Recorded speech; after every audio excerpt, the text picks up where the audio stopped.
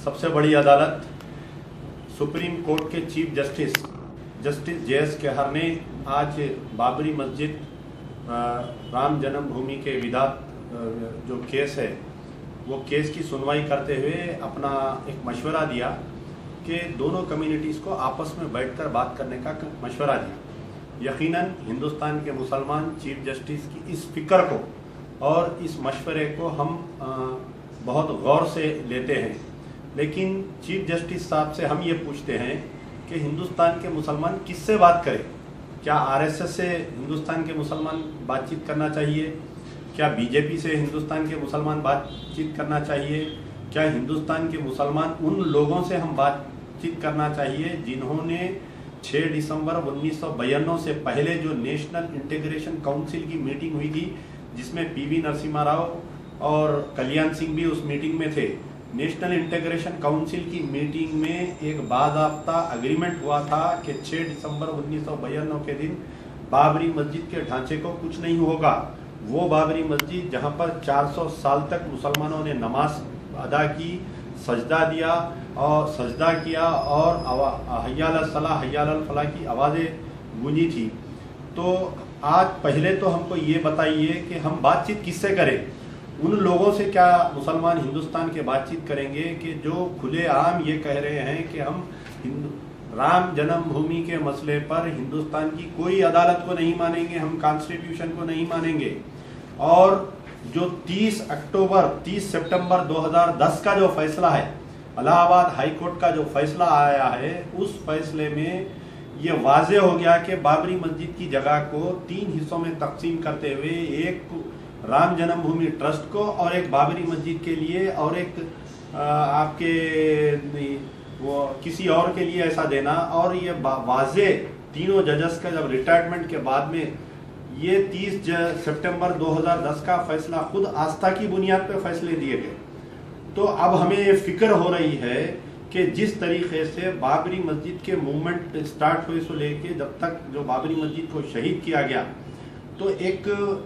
डेकॉय मुस्लिम क़यादत तैयार की गई थी जिसका नाम था ऑल इंडिया बाबरी मस्जिद एक्शन कमेटी।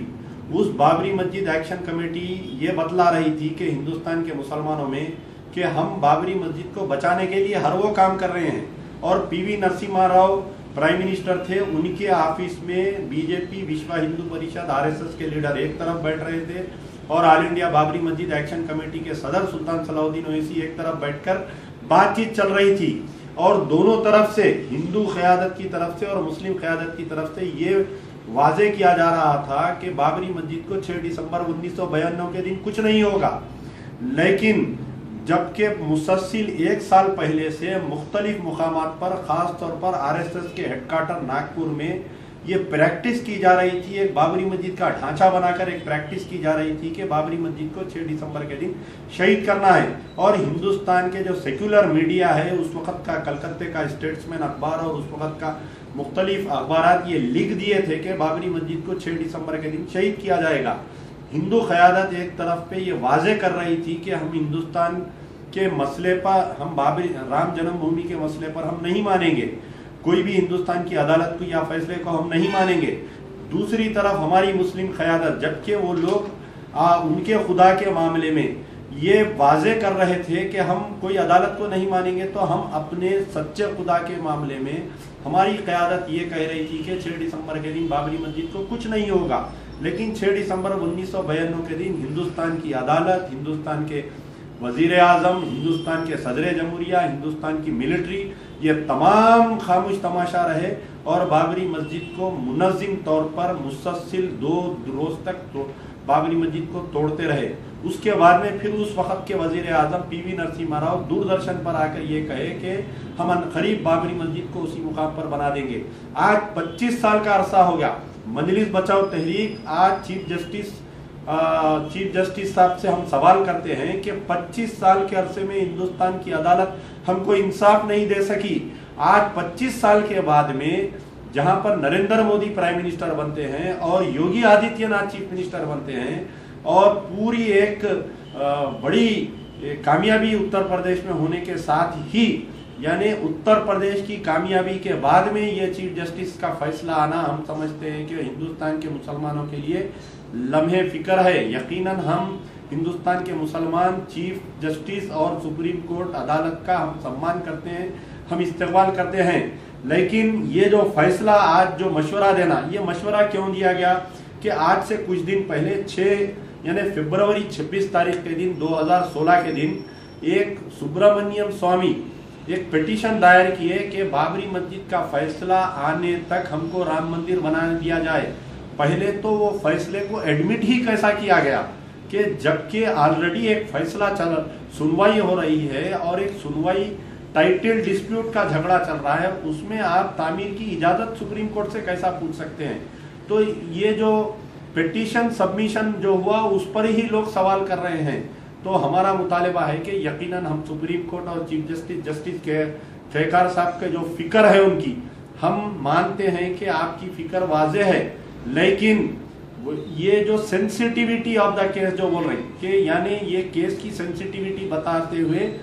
अगर चीफ जस्टिस साहब इतने ही मेहरबान हैं हिंदुस्तान के ऊपर, अगर इतने ही हिंदुस्तान के मुसलमानों पर इतने ही फिक्रमंद है,